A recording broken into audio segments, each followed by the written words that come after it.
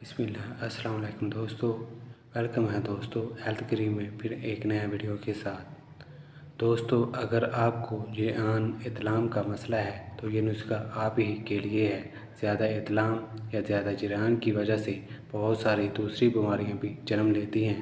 जिस्म थका थका रहना, जिस्म में कमज़ोरी, उठते बैठते या कोई भी काम करते वक्त हड्डियों में आवाज़ आना, जोड़ों में दर्द, ज़ेआन इतलाम और इन सारी बीमारियों को जड़ से ख़त्म करने के लिए हम बहुत ही असरदार नुस्खा लेकर आए हैं।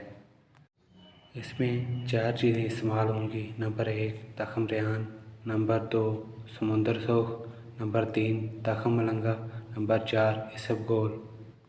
दोस्तों, आपने इन सारी चीज़ों को रात भर के लिए पानी में भिगो कर रख देना है। सुबह खाली पेट इसका इस्तेमाल करना है।